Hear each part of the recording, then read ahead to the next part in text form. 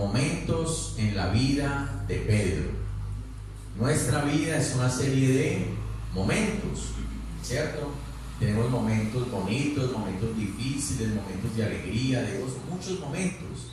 Pero vamos a mirar, por lo menos, yo aspiro a predicar 4 momentos en la vida de Pedro. Hay muchos momentos en su vida con el Señor, pero quiero tratar de predicar 4 momentos y que esa sea la introducción, ¿cierto?, a las cartas de Pedro que empezamos la próxima semana. Tal vez en esas semanas, por las actividades o por lo que se está celebrando, podamos cambiar uno que otro tema, pero la idea es mirar todo lo que son las cartas de Pedro. Entonces usted puede en sus casas también ir leyendo para saber de qué se trata, y todos vamos a estar como ubicados en el mismo sentir. Amén. Amén. Entonces la vida está llena de ¿qué? De momentos. Tenemos momentos gratos, momentos alegres, momentos de euforia, momentos de victoria, momentos. Hemos tenido momentos. Y vamos a mirar a través de Pedro, hermano, algunos momentos que también se pueden presentar o que se nos han presentado en nuestra vida. Entonces, miremos por favor el primer momento de Pedro. Y el primer momento fue su llamado. Y lo vamos a ubicar en su relación con Cristo. Si pudiéramos acercarnos más al propósito de esta predicación, es centrarnos en el momento de Pedro con Cristo. Amén. Con Cristo. Y ahí nos vamos a centrar. Entonces vaya conmigo por favor a Lucas capítulo 5, y miremos ese primer momento en Pedro, el momento del llamado. Y dice la palabra del Señor: aconteció que estando Jesús junto al lago de Genesaret, el gentío se agolpaba sobre él para oír la palabra de Dios. ¿Para qué se juntaba la gente? ¿A qué vino usted esta mañana hoy? Vio 2 barcas que estaban cerca de la orilla del lago. Los pescadores habían descendido de ellas y lavaban sus redes. Entró en una de aquellas barcas, la cual era de Simón, y le rogó que la apartara de tierra un poco. Luego, sentándose, enseñaba desde la barca a la multitud. Cuando terminó de hablar, dijo a Simón: boga mar adentro y echa vuestras redes para pescar. Respondiendo Simón le dijo: Maestro, toda la noche hemos estado trabajando y nada hemos pescado, pero en tu palabra echaré la red. Cuando lo hicieron, recogieron tal cantidad de peces que su red se rompía. Entonces hicieron señas a los compañeros que estaban en la otra barca para que acudieran a ayudarlos. Ellos vinieron y llenaron ambas barcas de tal manera que se hundían. Viendo esto, Simón Pedro cayó de rodillas ante Jesús diciendo: apártate de mí, Señor, porque soy hombre pecador. Por la pesca que habían hecho, el temor se había apoderado de él y de todos los que estaban con él, y asimismo de Jacobo y Juan, hijos de Zebedeo, que eran compañeros de Simón. Pero Jesús dijo a Simón: no temas, desde ahora serás pescador de hombres. Trajeron a tierra las barcas y dejándolo todo lo siguieron.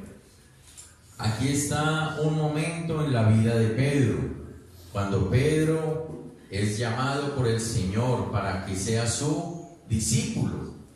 Y me llamó la atención porque encontré algo aquí con este pasaje, y es que aquí no es la primera vez que Jesús se encuentra con Pedro. Esta no es la primera vez. Casi que podía haber sido la segunda o la tercera vez este momento.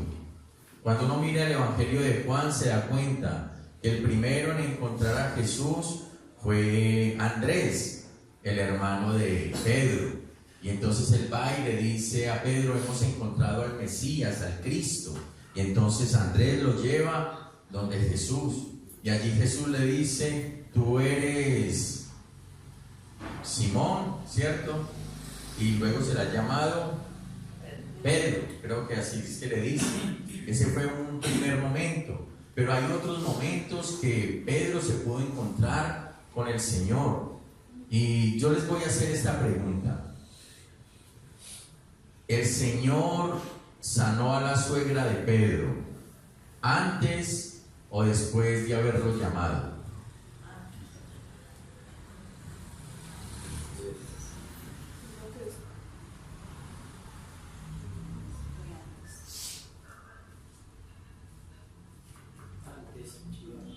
Miren por favor en el capítulo 4, versículo 38. Entonces Jesús se levantó, salió de la sinagoga y entró en la casa de Simón. La suegra de Simón tenía una gran fiebre y le rogaron por ella. E inclinándose hacia ella, reprendió la fiebre y la fiebre le dejó, y levantándose ella al instante le servía. Es decir, Pedro ya conocía del poder de Dios y de lo que Jesús estaba haciendo.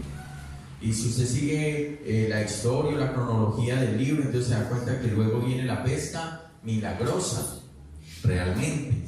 Entonces ya Pedro tenía un conocimiento de Jesús, pero todavía no lo estaba siguiendo, todavía no era su discípulo, pero ya sabía de él, sabía de su fama, sabía de los milagros que estaba haciendo. A su suegra la sanó, y esta vez se lo encuentra el Señor allí en su labor. Y ya sabemos lo que dice la Escritura, ¿no? Pedro allí estaba frustrado, había trabajado toda la noche y no había pescado nada. Estaba frustrado, estaba tal vez triste. A mí me da risa que de alguna manera en los momentos que yo me doy cuenta de que Pedro está pescando, como que siempre le iba mal, y yo digo, yo no sería como compañero de Pedro para pescar, ¿cierto? Como que siempre vamos a ir y no vamos a encontrar nada. Pero así lo encontró el Señor a él. Y cuando el Señor termina de predicar a las multitudes, luego se enfoca en ¿quién? En Pedro. Y sabe, el Señor sabe cómo estaba él, sabe todo el esfuerzo que había hecho, sabe todo lo que había trabajado, pero no había pasado nada. Y entonces ahora le dice: boga mar adentro y echa nuevamente la red. Aquí vemos a un carpintero enseñándole a pescar a un pescador. Pero ya Pedro, allí él, escuchando al Señor, dice: Señor, la verdad, yo soy el de la experiencia, yo sé que he pescado, se pesca mejor de noche que de día, yo conozco esto, pero en tu nombre voy a echar la red. Y la echan, y luego sale semejante cantidad de peces. Y ese milagro, hermanos, hizo que Pedro cayera de rodillas y entendiera que el que estaba delante de él era más que un hombre, que era diferente, que era poderoso, que había algo en él que hacía que todas las cosas naturales se rompieran, se volvieran sobrenaturales. Y es allí donde Pedro cae de rodillas y le dice: Señor, apártate de mí porque soy un hombre pecador. Ese milagro que el Señor hizo para demostrarle a Pedro que él era el Hijo de Dios. Pedro cae de rodillas, y al ver la magnitud del poder de Dios, él también se dio cuenta de algo, que él era un hombre pecador. Y ese fue un momento en la vida de Pedro, donde él reconoció su pecado y reconoció que delante de él estaba un hombre poderoso. Ya le habían dicho que era el Mesías. Ahora él estaba reconociendo que frente a él reconocía su necesidad, su pecado, y ahora empieza a seguirlo. Yo no puedo decir que en ese momento él reconoce que él es el Hijo de Dios, porque luego en Mateo 16 se le muestra a Pedro que realmente Jesús es el Hijo de Dios, y el que se lo reveló fue Dios mismo. Pero aquí Pedro, hermano, empieza un caminar con el Señor. ¿Y a través de qué lo hace? De un momento donde Pedro estaba en necesidad, que estaba frustrado, que estaba agotado. Y ese momento de necesidad, de frustración, Dios lo convirtió en un momento de gozo y de alegría para la vida de Pedro, pero al mismo tiempo de temor.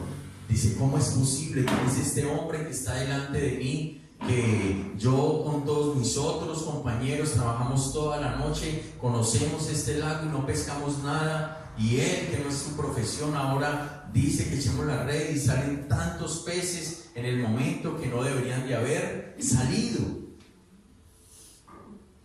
Y allí es donde el Señor le dice, Pedro, no temas, desde ahora serás pescador de hombres. Y dice la Biblia que dejándolo todo lo siguieron, y allí empieza el discipulado de Pedro. Y yo quiero traerlo a nuestras vidas, hermanos, y que usted pueda recordar ese momento donde Dios lo llamó. ¿Cómo fue el momento en que Dios le llamó? ¿Usted sí recuerda el momento de su llamado? ¿Recuerda el momento de tener esa experiencia con el Señor? Ahora ya no era ver al Señor haciendo milagros en otros, o el Señor ocupándose de otros. Ahora era el Señor haciendo milagros en la vida de Pedro. Ahora era el Señor ocupándose de la necesidad de Pedro. ¿Usted sí recuerda qué necesidad tenía en ese entonces cuando usted se encontró con el Señor? Mejor, cuando el Señor lo encontró a usted. ¿Qué tuvo que hacer el Señor para llamar su atención? Ese momento, hermano, no se puede olvidar. No se puede olvidar cuando no teníamos rumbo, cuando estábamos fracasados, frustrados, cuando no teníamos qué hacer, donde como que las cosas que hacíamos como que o se vuelven rutinarias o no nos iba bien. Esos momentos donde uno no le encontraba sentido a la vida. Ese momento en que nos encontramos con el Señor y nos dimos cuenta de cuán pecadores éramos y cuán santo es Él. Si recuerda ese momento, el momento del llamado le cambia el rumbo a nuestra vida. Tenemos un propósito entonces, tenemos una misión, tenemos sentido o encontramos sentido a nuestra vida. ¿Cuántos dan gloria a Dios? Hermano, no olvide el momento de su llamado. No olvide que cuando no tenía nada, cuando estaba en las situaciones más adversas, si podemos decir, Pedro se sentía como en lo más profundo del lago, sin saber cómo salir. Y de allí, hermanos, el Señor lo sacó. No olvide el momento de su llamado y recuérdelo como ese Dios que lo fue a buscar a usted cuando usted no tenía nada. Y ahí fue donde Pedro empezó todo un discipulado con el Señor. Otro momento en la vida de Pedro es el momento de la negación del Señor.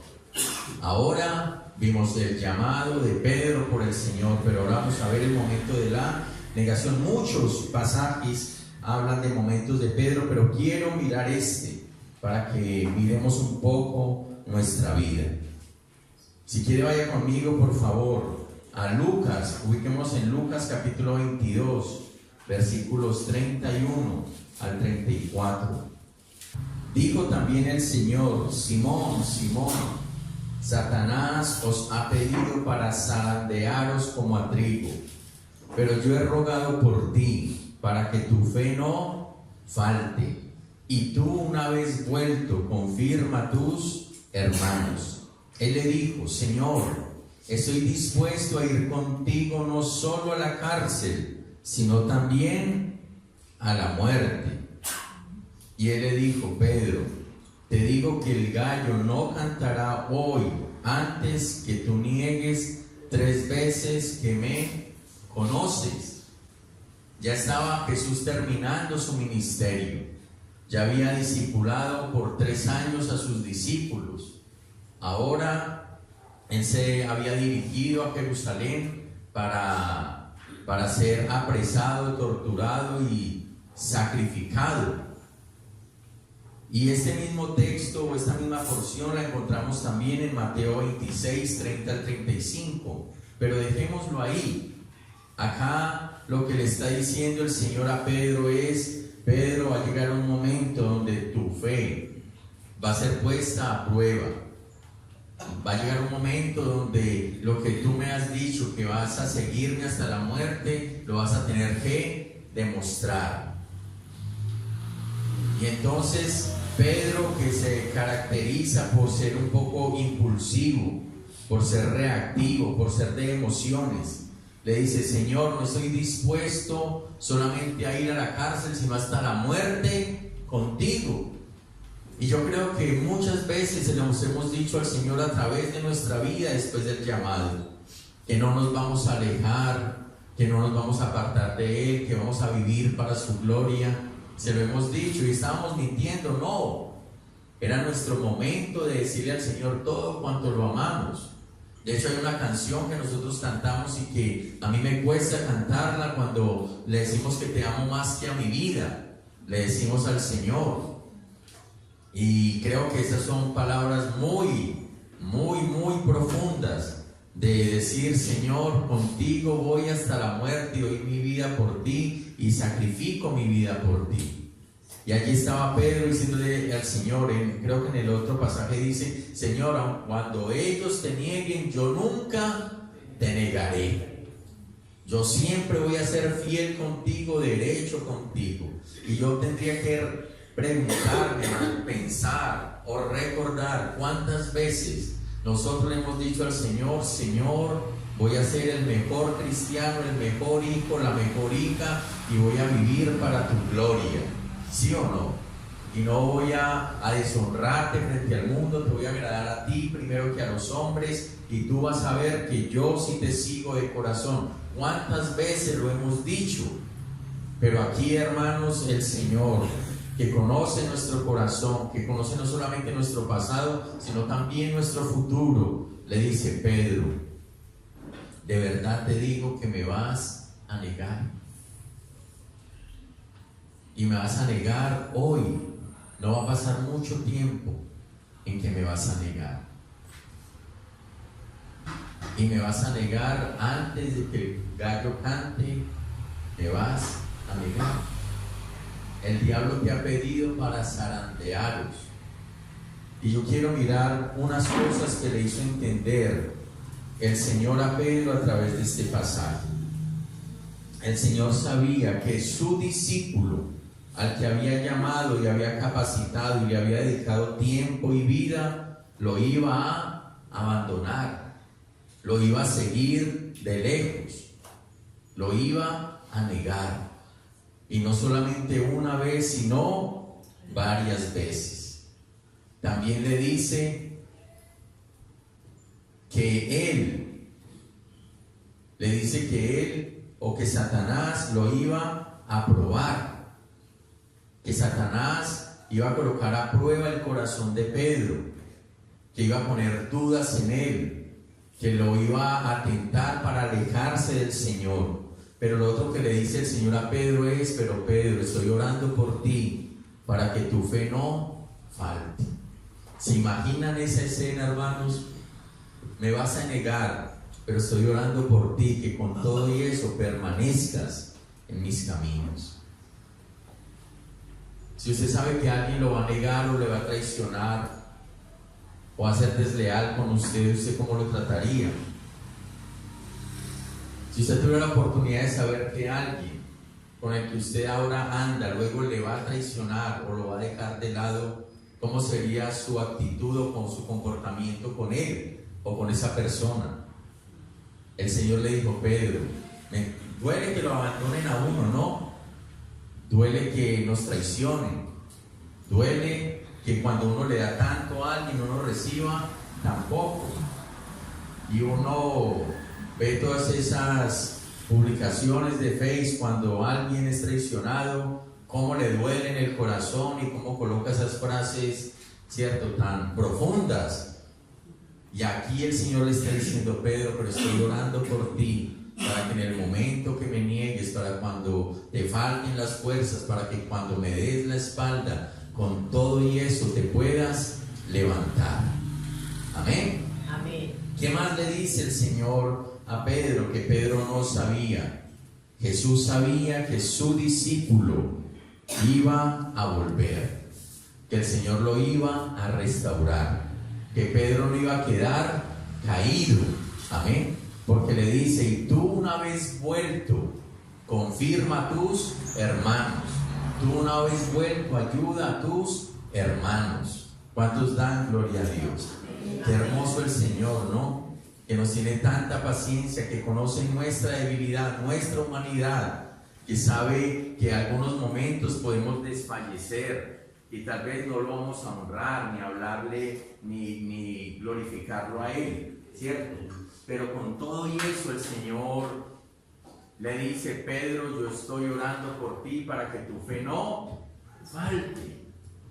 Qué hermoso es nuestro Señor, amén.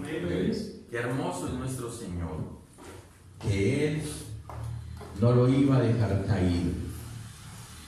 Y acá puedo decirles, hermanos, que el Hijo de Dios puede llegar a caer, pero el Señor lo vuelve a levantar.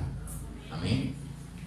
Puede decirle eso que tiene a su lado: el Señor los puede volver a levantar.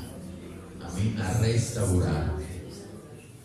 Recordé las palabras de Charles Spurgeon, que dijo: la oveja puede caer en el lodo, pero solo los cerdos se revuelcan en él. El que es hijo de Dios vuelve. El que no es hijo de Dios se queda. El que es discípulo de Cristo puede caerse, pero el Señor lo vuelve a levantar. El que no es discípulo de Cristo va a terminar en el mundo, porque nunca verdaderamente le entregó su vida al Señor. Amén. Amén. Y yo tendría que preguntar en esta mañana, a manera de nuestras vidas de aplicación, hermano, esta palabra: ¿en qué momentos nosotros hemos negado al Señor? ¿Cuáles son esos momentos donde nosotros hemos seguido al Señor de lejos? ¿Qué ha sido para nosotros más importante que honrar a Cristo o obedecer a Cristo? Cuando hemos querido acercarnos al mundo y alejarnos de Dios.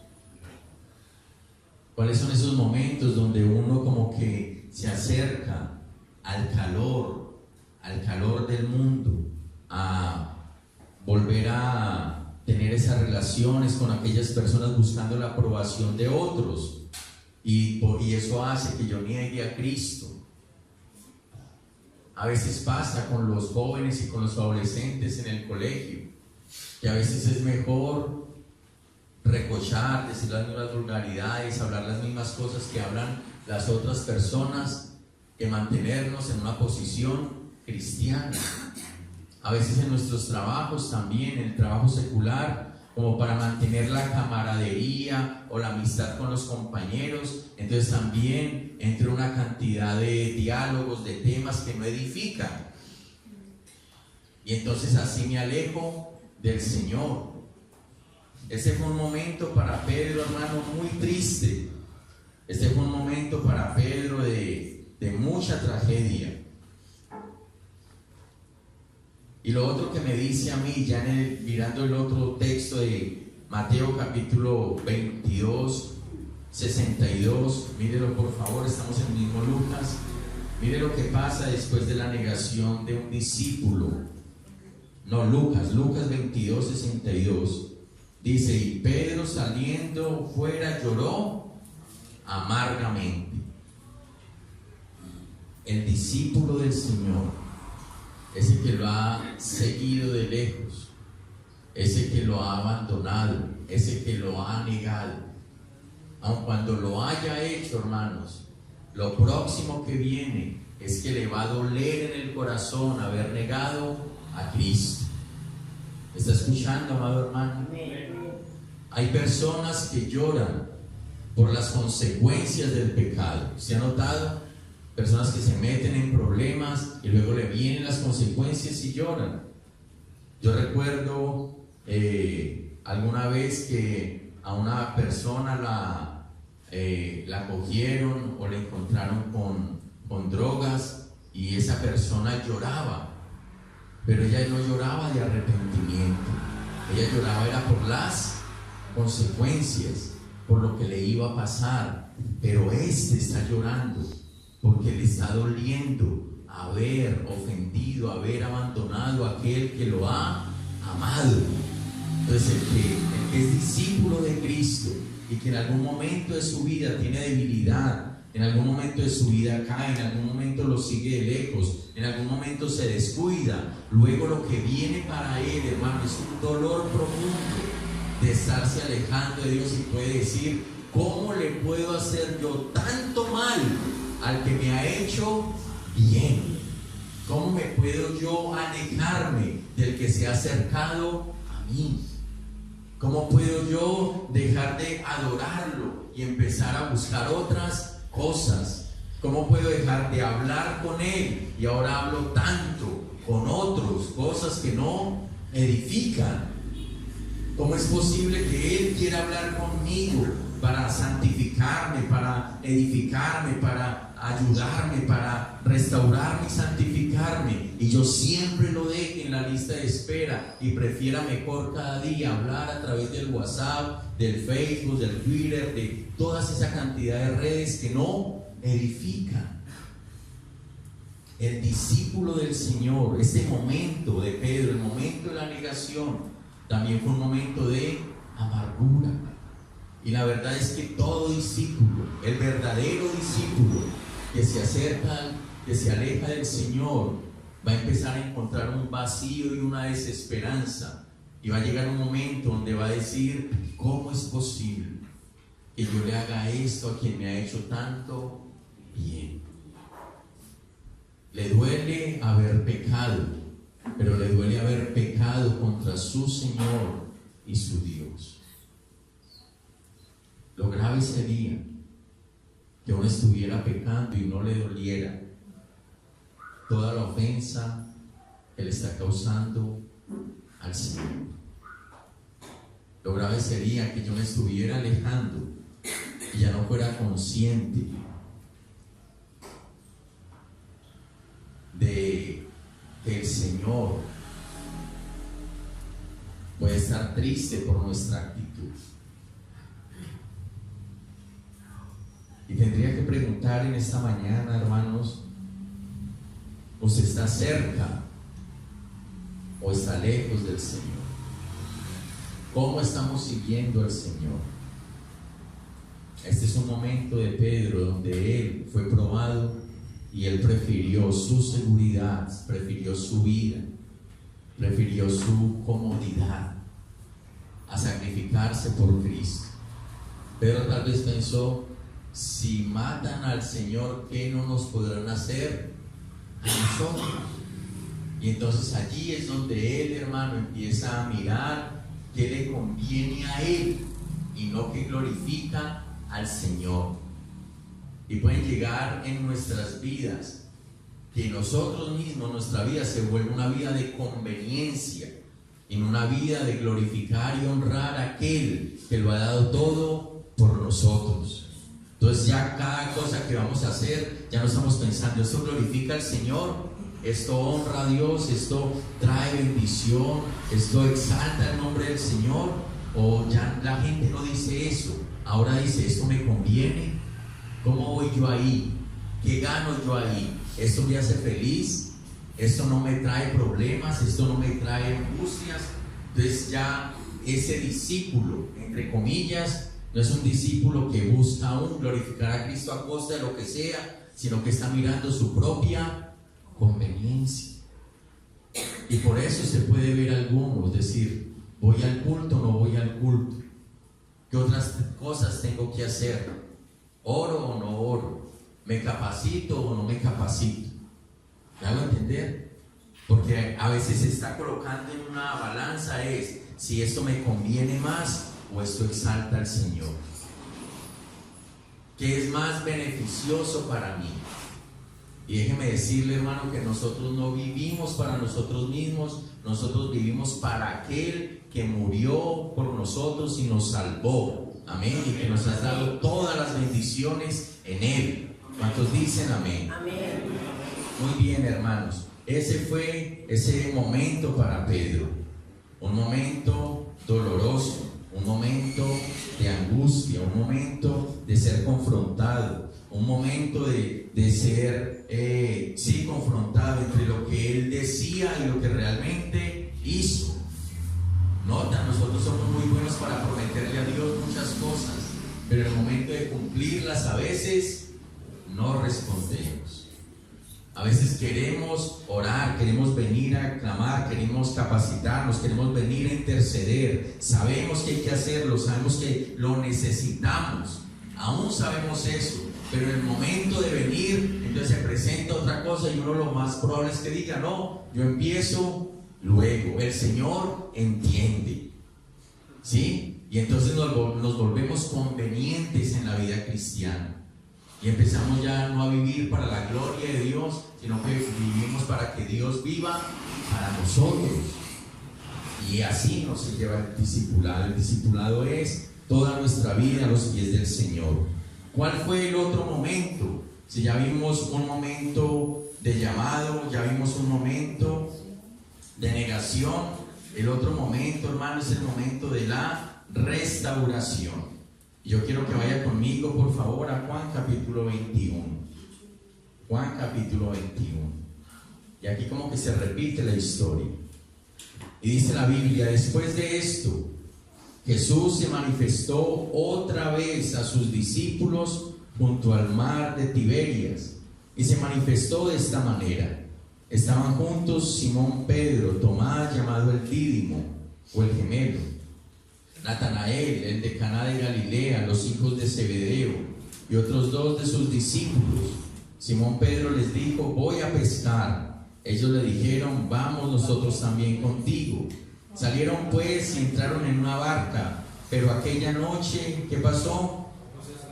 ¿A qué le hace recordar esto? Cuando ya iba amaneciendo, se presentó Jesús en la playa. Pero los discípulos no sabían que era Jesús y les dijo, hijitos, ¿tenéis algo de comer? Le respondieron, no. Él les dijo, echad la red a la derecha de la barca y hallaréis.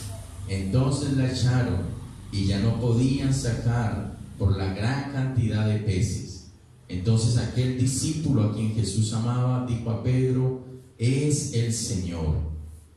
Simón Pedro, cuando oyó que era el Señor, se ciñó la ropa porque se había despojado de ella, se tiró al mar. Los otros discípulos fueron con la barca arrastrando la red llena de peces, pues no distaba de tierra sino como 200 codos. Al descender a tierra vieron brasas puestas y un pescado encima de ellas y pan. Amén. Amén. Y ahí sigue la historia. Ya Jesús había muerto, ya Jesús había resucitado. Y lo que hace el Señor cuando resucita es volver a buscar a aquellos que lo habían abandonado. Ya el Señor vuelve a buscar a sus discípulos, a los que no estuvieron con Él hasta la muerte,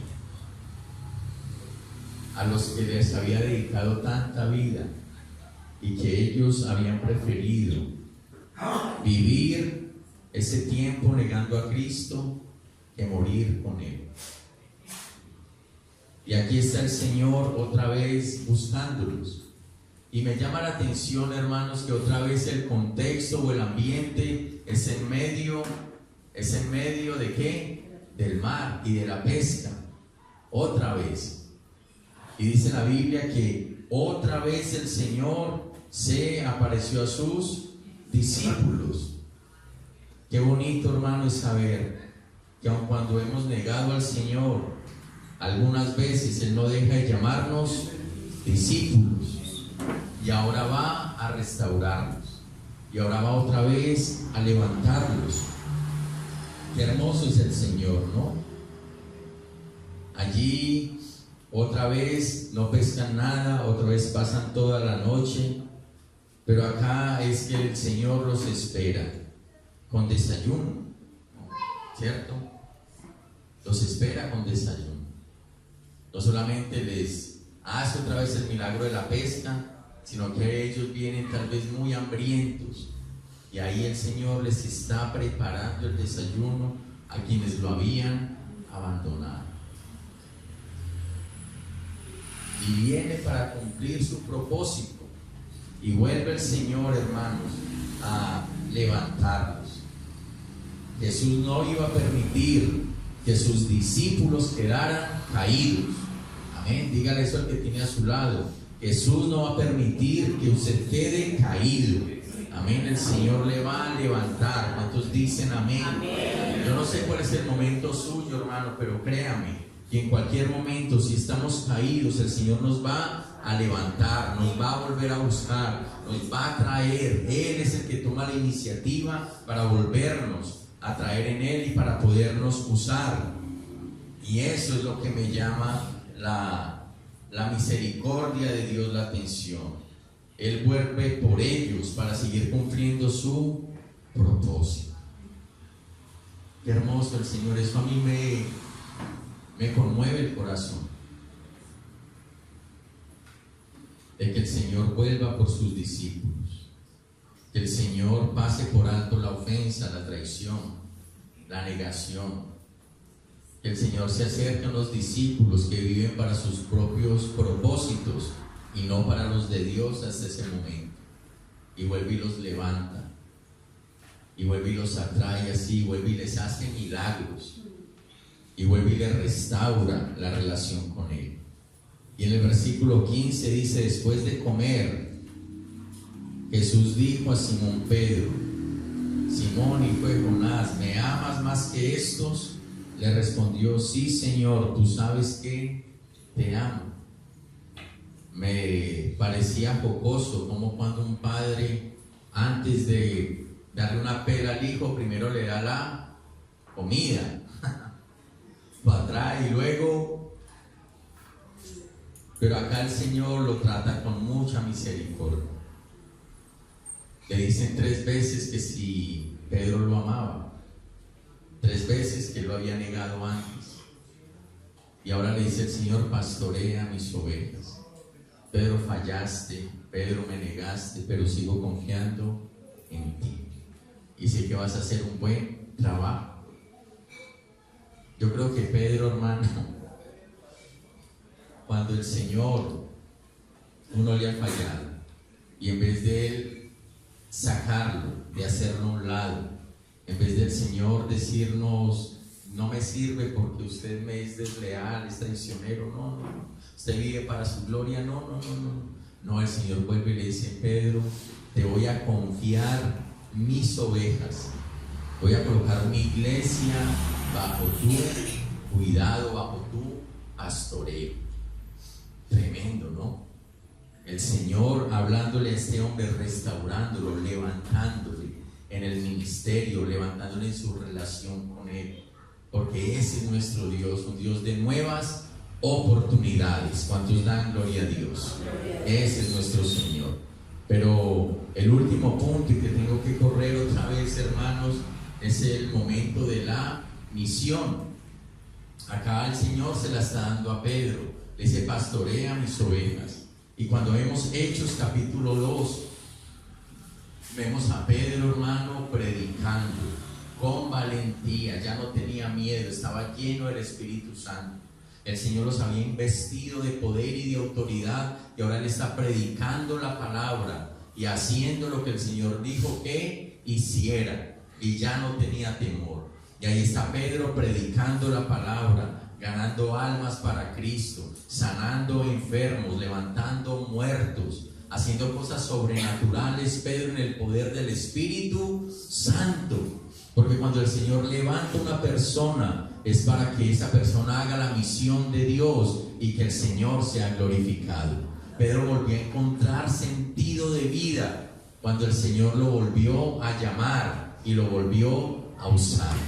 Y luego Pedro, en el transcurso de su vida, hermanos, fue usado para el Señor para dejarnos 2 maravillosas cartas, que son las que vamos a empezar a estudiar a partir del otro domingo.